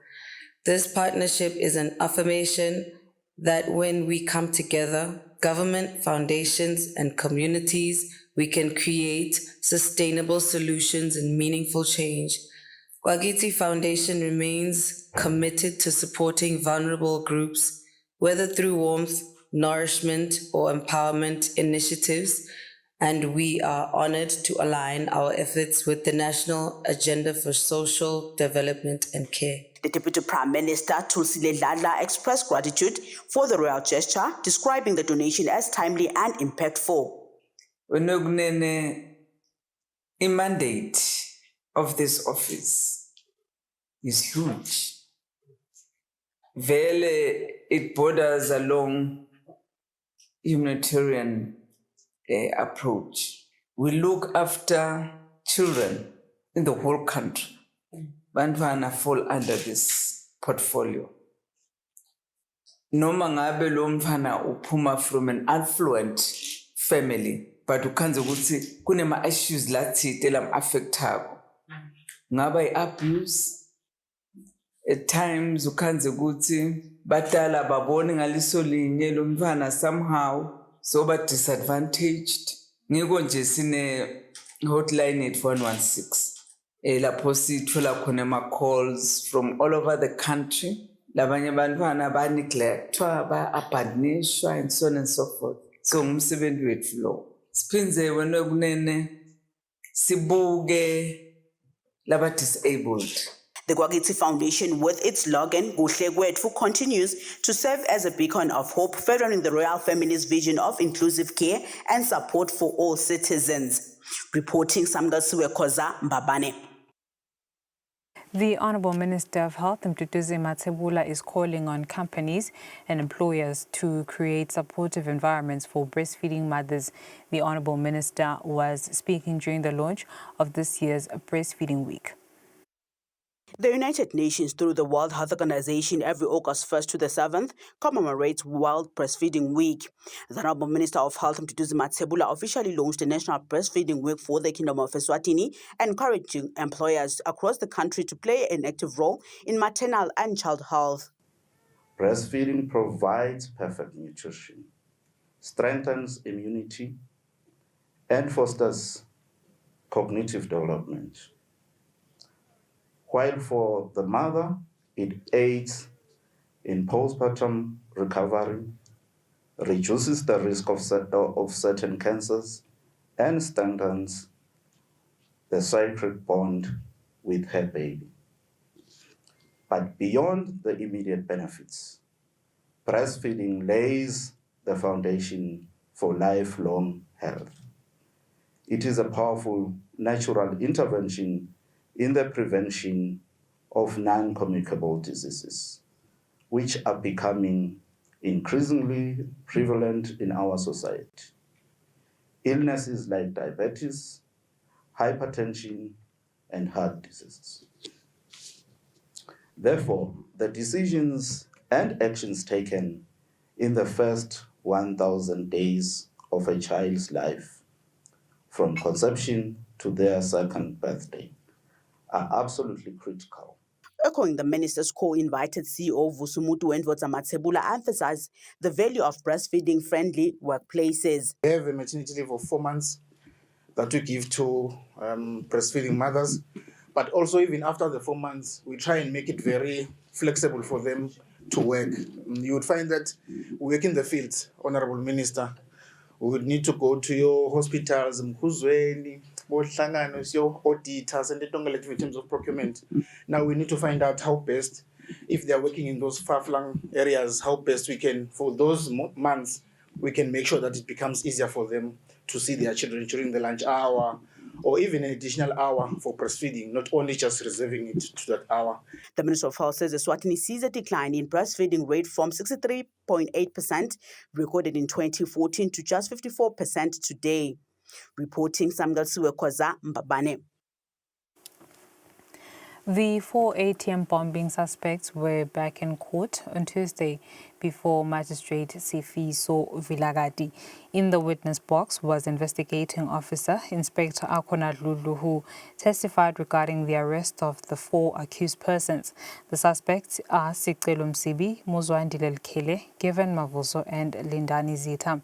Inspector Akona Lulu told the court that traffic police initially arrested Msibi and Mavuso after they looked suspicious when they were stopped at a roadblock. According to Lulu, the officers conducted a search of the vehicle the two were traveling in and discovered brand new clothes along with a bucket from KFC that contained a large amount of cash. Inspector Lulu testified that Msibi and Mavuso were taken to the Mbabane police station where they were questioned further by investigators. He stated that the suspects later led the police to a location known as Kozi Corner near the Checker store, where the other 2 suspects, Lukele and Zita, were also apprehended and arrested. Lulu further testified that Lukele was found in possession of a bag containing more than 30,000 emalangeni in cash. He also stated that they found new and used clothing items in the suspect's vehicle. Some of the clothes matched the ones seen worn by the suspects in CCTV footage captured at the ATMs that were bombed. The case is ongoing. Zita told the court that he would like to have legal representation in the matter. The case has been postponed and will return to court on the 13th of this month. The Center for Financial Inclusion says it is committed to improving access to finance for farmers across Eswatini to strengthen food security. This was said by FinClude project manager Kusile during a stakeholder engagement workshop with farmers and financiers. The Center for Financial Inclusion is implementing the Financial Inclusion and Cluster Development Project aimed at creating good relations between farmers and financiers and the market. CFI held a stakeholder engagement with Southern War farmers. FinClude project manager Kusile says the goal is to improve market opportunities for farmers. What the platform provides is insight on what of the key value chain players have in place in terms of their products or services, and post those meetings, then farmers are able to engage with the individual players to ascertain how they can develop business arrangements, how they can get inputs, how they can supply the different market players that are in this room. Participating farmers said with this initiative, access to market has improved. Asiphuma nje kulomhlangano sesinalo ulwazi sesitfolile nendlela labasitshele ngayo ukuthi sidawusitakala ngayo sibalile. Khona lokuthi leti beetroots sitishinje ukuthi nangabe ngala ngenhla ngakubojubukweni litulu ngakhona lingcono lokulima affectwe litulu kungalinywa khona sekulime kulelenye indzawo la kungcono khona. Market esikhatsini lesiningi na utafuna kuyisaplya ngeregion ongenze ngesigodi sinye. Ihluphe ekuthenini nakumakhadi bese sakhona produce. CFI on other farmer development initiatives is working with Imbita Youth Enterprise Revolving Fund and FinCorp for access to finance. Reporting Samuel Siwekoza, Mbabane. The Ministry of Commerce and Industry is on the road to developing a framework that will strengthen collaboration between the private sector, public sector and government, a strategic step to boost trade. This was highlighted by the Director of Small and Medium Enterprises, Mduleki Dlamini, during the advocacy workshop for public and private sector dialogue held at the Royal Villas in Eswatini.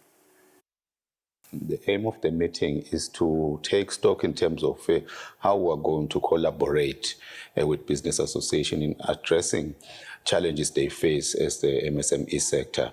So these mainly are issues that relate to trade and also issues of formalization. And we're hoping that with the discussions today, we'll find a solution that can result in a framework of collaborations between all of us. Leaders from various business organizations have weighed in on the importance of the training.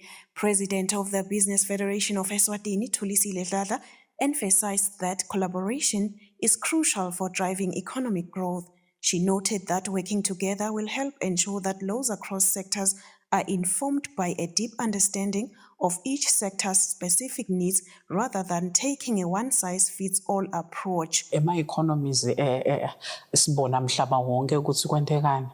We really need to come together as business. This meeting, in my view, it's very important because it's attempting to come up with one voice between the public and the private sector, and it will therefore make it possible for us to come up with one solution. That is advocating for the growth and development and trade, especially of the goods from the country. We need to find a way to play our role efficiently and effectively.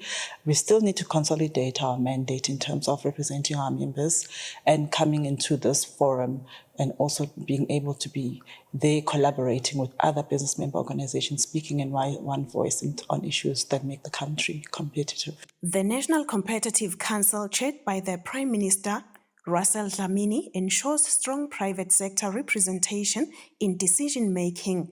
Other objectives include harmonizing economic reforms across government and business sectors, as well as improve ease of doing business and attract investment, as well as foster export-led growth. Reporting, Nelson Ngamandla, Derek Msibi, Ezulwini. The Minister for Finance, Honorable Noor Reckenberg, has clarified that Eswatini does not stand to lose its Southern African Customs Union, SACU, receipts.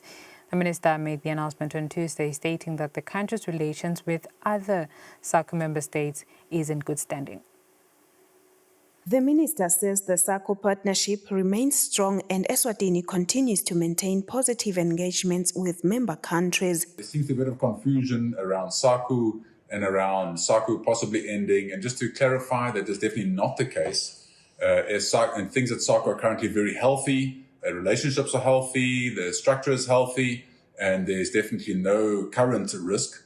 A week or two ago, I was talking on our platform is to say that what we need to do as a country is always plan as if anything could happen with SACCO. Because at the moment, according to the current agreements, any country can give a 12-month notice period. And on 12 months notice, that country is out of SACCO. So we need to be able to plan, and that is why we have our debt levels. We try and keep our debt levels a bit low so that in the possible event, which is at the moment not likely, in the possible event of a SACCO ending, that we have headroom in our debt to be able to make a plan to get to a new normal without SACCO. SACCO receipts continue to be a significant source of national revenue. Reporting, Nelson Dlangamandla, visuals from the Ministry of Finance.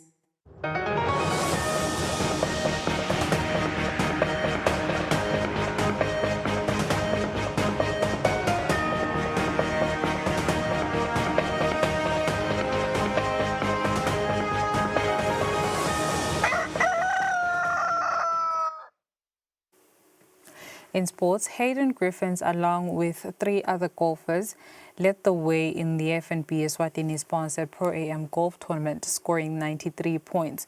This tournament serves as a build-up to the main FNB Golf Challenge, which will officially start on Thursday. The games were played at the Royal Swazi Spa in Eswatini.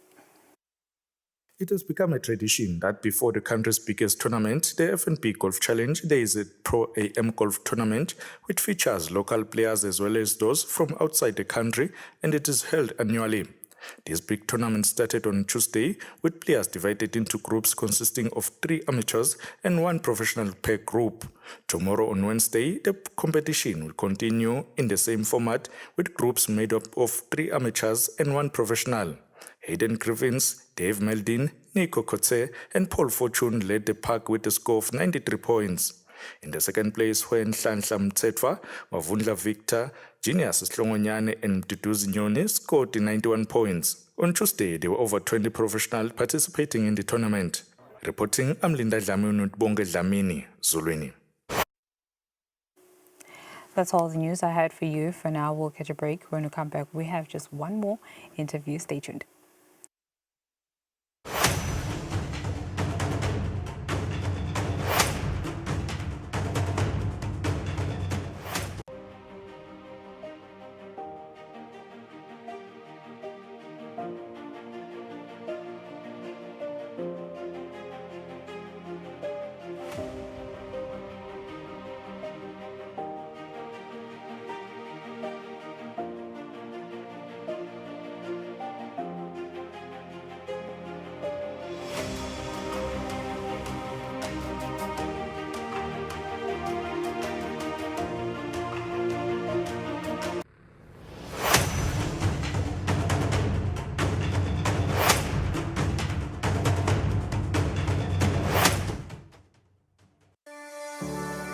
Eswatini TV has signed a code of conduct that is enforced by the Eswatini Communications Commission.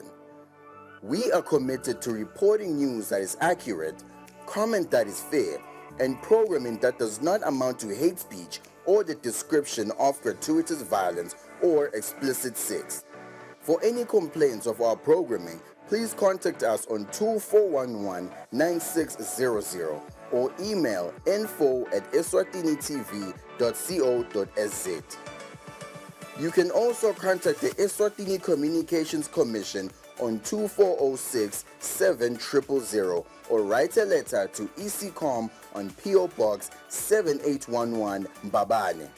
Email address is info@ecom.org.za.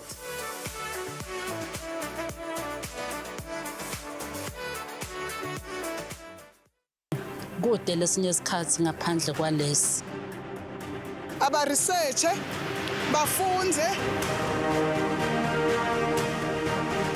Being risky means ukuthi nalokuwa kwayo kulula.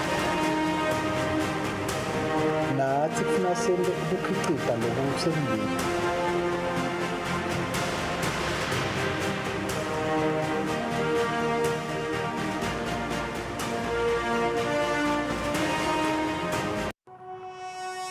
When you choose your adventures, you do so with an open heart and a desire for the unexpected. You embark on journeys to discover new worlds full of wonder. You choose a path to awaken your senses, a world to make you look up and realize just how inspiring this life can be. Arrive and awaken your heart. Explore life in ways only thought possible in your dreams. Discover just how far you'll go to expand your understanding of life's greatest mysteries. There's just one place on this planet with so much to offer. Now is the time for you to have the royal experience.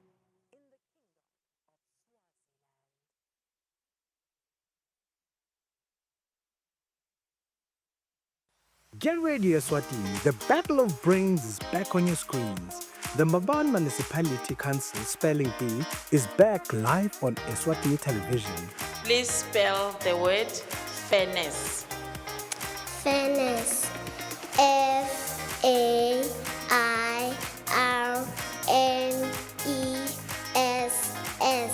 Witness the spelling mastery, creativity, and determination of our youth as they compete for the top prize.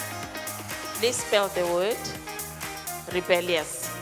Rebellious. REBELLIOUS.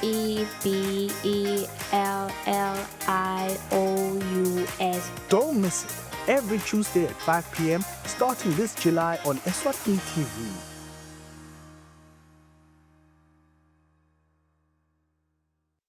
Kude lesinye isikhathi ngaphandle kwalesi. Aba research bafunze. Being risky means ukuthi nalokuwa kwayo kulula. Nathi kufuna senze ukukhicita lokusembili.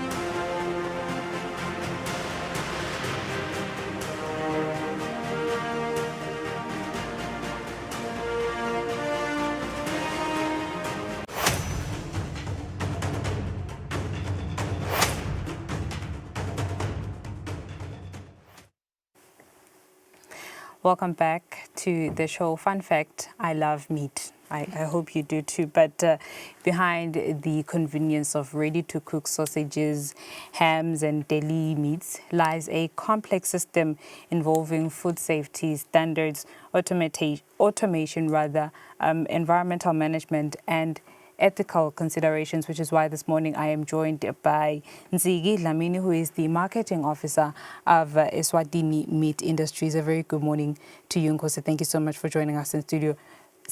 As Eswatini, we love meat, but there's a whole process behind what's already, what we get to enjoy daily on our tables. So the processed meat plant, what is a processed meat plant? Siyabonga ejobe kuba khona ehlelweni namhla ekseni sivusele kubo babukeli namhla sikhulumisa a different facility lesinayo khona eMbiveni kuMathapha siyatike ukuthi we are mostly known for beef products but namhla sithi asesitofundzisa eMaswati nge-processed meat plant lesinayo khona eMbiveni kuMathapha. So a processed meat plant it's a facility lekhona that specializes on processing raw material. It processes raw material to produce a variety of processed meat products. So nasi process agile raw material. We process it through different methods. Lafana neguti siya grinder le raw material. Nomage se ifake tipa se sizine. Wait, hold on. By raw material you mean inkomo from the slaughter or? Okay, bengiseta lapho. Nangikhulumisa raw material. sikhuluma ngeke ukuthi we are using ama-beef trimmings, we use ama-pork trimmings, noma ke sisebenzise i-MDM, loko i-mechanically deboned meat. Kuye ngeke ukuthi ke nguyiphi le product lesifuna kuyakha. So we do that through different methods, lafana nabo grinding, seasoning, noma siyi-smoke or noma siyipheke. Lama products ethu lawa ke aphuma are ready to cook or ready to eat. Lokusho ukuthi lawa ma easy win meat products. Nasikhuluma ke ngema processed meat products, sikhulumisa ama products lafana nama sausage, i-brivos, polony, Viennas, your Russians, mabega, just to name a few. Ngilawo ke lama products leswa processago embiveni. It did not start today. It has been this year. Ukuthi imbiva yadiwa kakhulu ngelivos layo SMI. So that product comes from the facility Yangalaga processed meat plant. Okay. You know, in Sabay, infrastructure, ikulunya kakhulu even infrastructure and just innovation. You know, we have much on this. We delve much on the topic of AI and technology. Your processed meat plant. You I mentioned machinery. You know, standard stuff. But how does it align with the Ingwenyama's vision for a first world Eswatini and Inyatsi's vision of being Africa's leading integrated business partner? Siyathi ke ukuthi hulumende kula malanga okhiphe i-quota system. Le quota system lena ithi we are limiting the amount of processed meat that is imported into the country. So sithi bathi ke they are supporting the consumption of locally produced products, which now Mbiveni comes in. So sithi we are contributing to the Ingwenyama's vision of a first world Eswatini.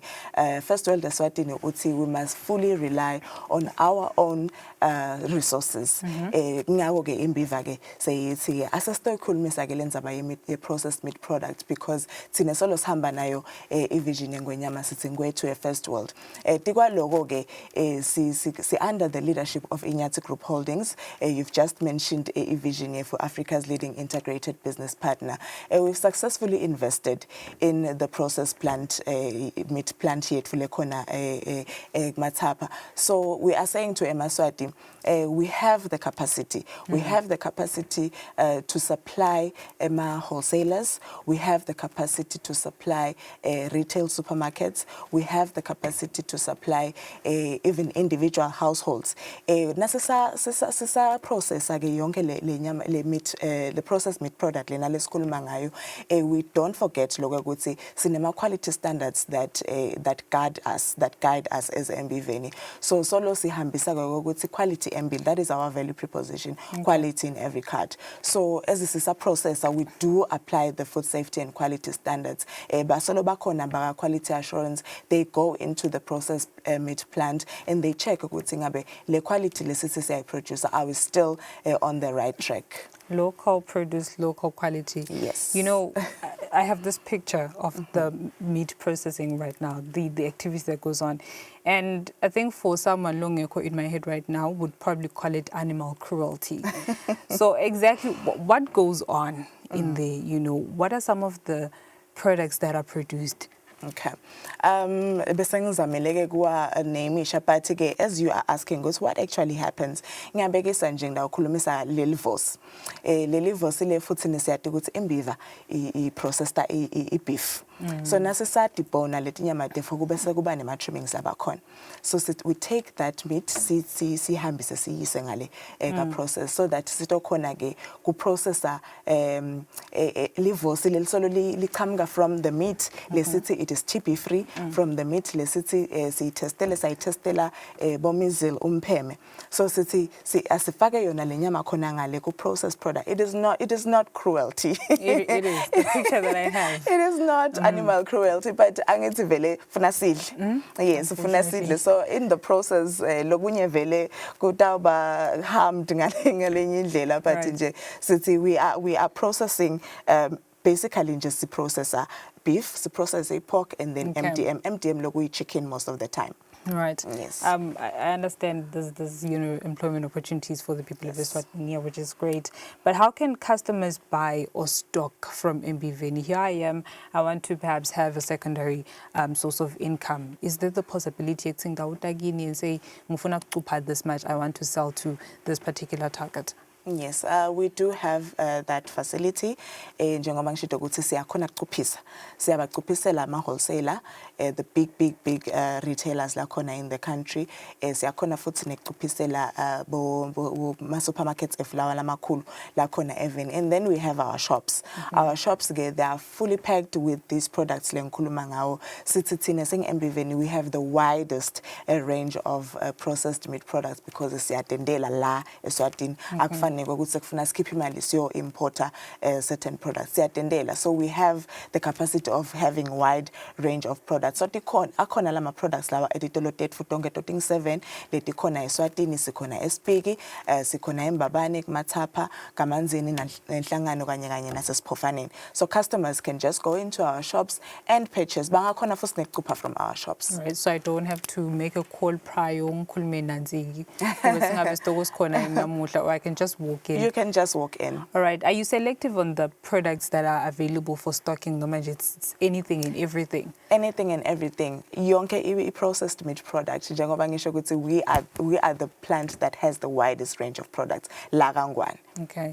Now the picture that I'm getting is there's plenty of meat. Yes. Plenty of meat, and be that as it may, some probably, not to say it goes to waste, but there's excess. Yes. Right. So for labanetinja, ngabe so dusty ngayithola noma netangithengisela.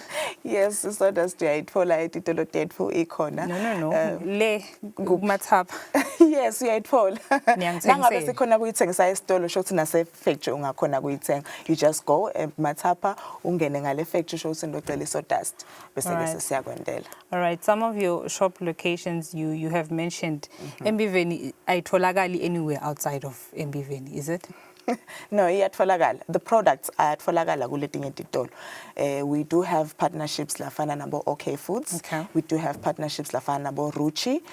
So sikhona ititolo tefu, but also we are saying sifuna kuletha inconvenience to the customer. So umfuna kangena kulesinye isitolo akayitholele product yethu. So we have partnerships that are making us to be able to get to the consumer. Nitayithola at the same price?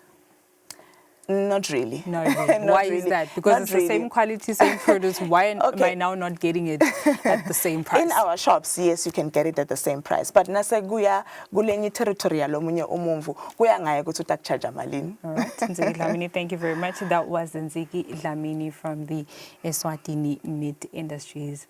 We'll catch a break. When I come back, the show continues.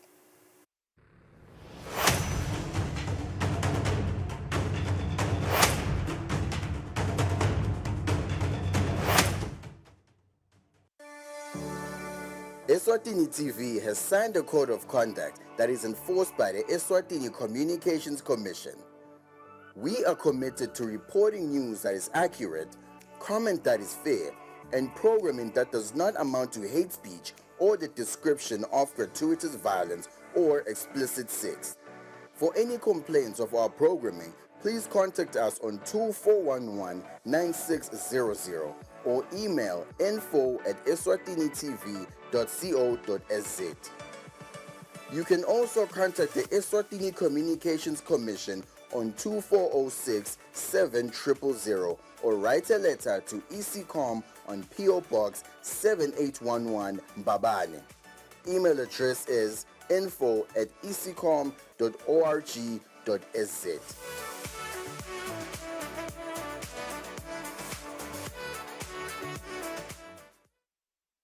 Kude lesinye isikhathi ngaphandle kwalesi. Aba research bafunze.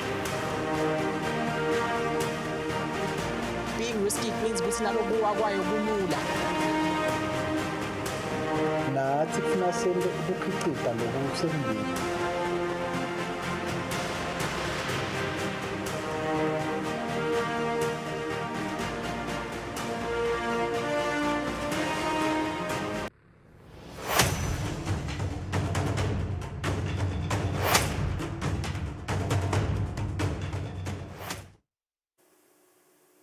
Right, it is about 11 minutes before I sign out of here. But before we end the show, Hamas and other Palestinian armed groups continue to hold 50 hostages, 28 of whom are thought to be deceased in captivity in horrific conditions. The United Nations Assistant Secretary General for Europe, Central Asia and the Americas, Mr. Jensa, told the Security Council. Jensa said that released hostages had described distressing account of deprivation, ill treatment and abuse, while armed groups had circulated videos showing the detainees clearly suffering and speaking under duress. Since October 7 of 2023, Hamas and other armed groups have circulated dozens of videos of hostages.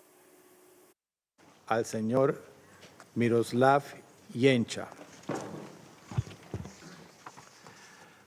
Mr. President, Excellencies, the situation in the occupied Palestinian territory and Israel continues to deteriorate, with Palestinian and Israeli civilians, including the remaining hostages in Gaza, continuing to suffer immensely as a result. In the past week, Hamas and Palestinian Islamic Jihad released images and videos of two hostages, Evaitar David and Rom Braslavsky, looking visibly emaciated as they described the appalling conditions of their captivity. The scenes of Evaitar apparently being forced to dig his own grave are appalling. These images and their own accounts of their treatment have horrified us all. They are an affront to humanity itself. I would like to acknowledge the presence of Eli David, the brother of Evaitar David, who we will hear from shortly. Mr. David, please know that we at the United Nations recognize the profound pain and hardship endured by the families and loved ones of those who remain in captivity. Nearly 2 years have passed, with the immeasurable suffering and fear intensifying with every passing day. I am especially mindful that this week the Jewish community commemorated Tisha B'Av, a day of mourning and remembrance of historical tragedies endured by the Jewish people, a time that echoes with the pain of loss across generations. I pay tribute to your courage and determination, and I share your dearest wish for your brother and all hostages held in Gaza to be immediately and unconditionally released. Mr. President, Hamas and other Palestinian armed groups continue to hold 50 hostages, 28 of whom are thought to be deceased, in captivity in horrific conditions. Released hostages have relayed distressing accounts of deprivation, ill treatment, and abuse. Since 7 October 2023, Hamas and other armed groups have circulated dozens of videos of hostages, including statements made by hostages under duress and clearly suffering, including the most recent footage of Evaitar David and Rom Braslavsky. International law is clear. Hostage-taking is prohibited. It is a war crime. Those deprived of liberty must be treated humanly and with dignity and allowed to receive visits from the International Committee of the Red Cross. They must never be subject to ill treatment, abuse, or humiliation, as this would also constitute violations of relevant rules of international law. I reiterate the Secretary General's call on Hamas and other Palestinian armed groups for the immediate and unconditional release of all hostages. They must be freed now. Mr. President, the situation in Gaza is horrifying. It is unbearable. Palestinians are subjected to squalid, inhuman conditions on a daily basis.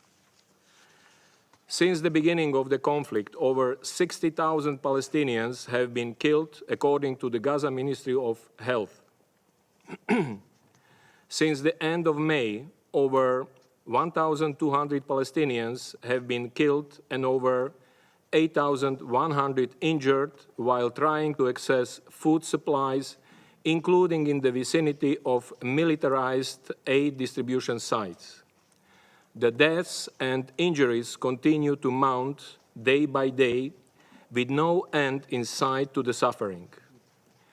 Israel continues to severely restrict humanitarian assistance entering Gaza, and the aid that is permitted to enter is grossly inadequate.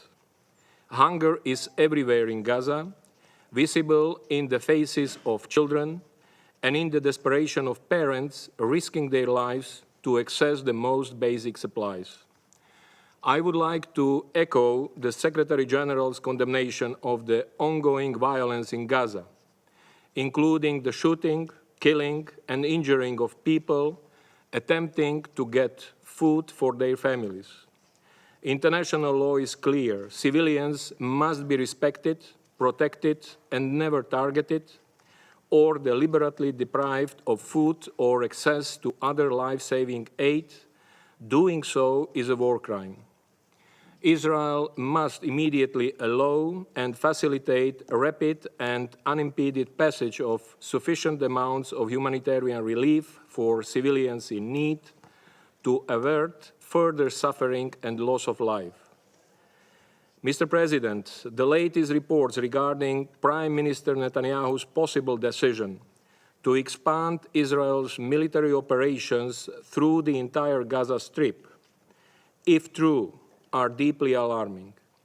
This would risk catastrophic consequences for millions of Palestinians and could further endanger the lives of the remaining hostages in Gaza. International law is clear in this regard. Gaza is and must remain an integral part of a future Palestinian state. As declared by the International Court of Justice in its advisory opinion of 19 July 2024, the State of Israel is under an obligation to cease immediately all new settlement activities and to evacuate all settlers from the occupied Palestinian territory and to bring to an end its unlawful presence in the occupied Palestinian territory, Gaza and the West Bank, including East Jerusalem, as rapidly as possible.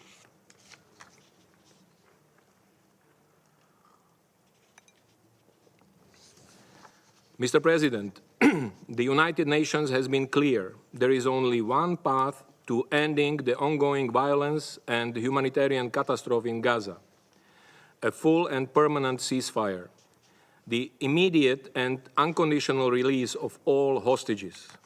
Life-saving humanitarian aid must flow into Gaza at scale and without obstructions, and civilians must be guaranteed safe, unhindered access to assistance. There is no military solution to the conflict in Gaza or the broader Israeli-Palestinian conflict. We must establish political and security frameworks that can relieve the humanitarian catastrophe in Gaza, start early recovery and reconstruction, address the legitimate security concerns of Israelis and Palestinians, and secure an end to Israel's unlawful occupation and achieve a sustainable two-state solution: Israel and a fully independent, democratic, contiguous, viable, and sovereign Palestinian state, of which Gaza is an integral part, living side by side in peace and security within secure and recognized borders on the basis of the pre-1967 lines, with Jerusalem as the capital of both states. Thank you. Agradezco al señor Yencha por la... All right, so that was a clip coming in from the UN. We've just heard UN Assistant Secretary General calling for the immediate and unconditional release of all 50 hostages currently being held by Hamas in the midst of a humanitarian crisis in Gaza. On my calendar this morning, however, the Chevening Alumni Eswatini Association with the British High Commission will be launching its flagship project known as Empowering Growth through Mentorship and Knowledge Sharing among the youth in Eswatini. I do think that's one that our young people need to take advantage of. It is now a minute before 8. That's my cue. Until the next edition of Kusile Breakfast Show, take care.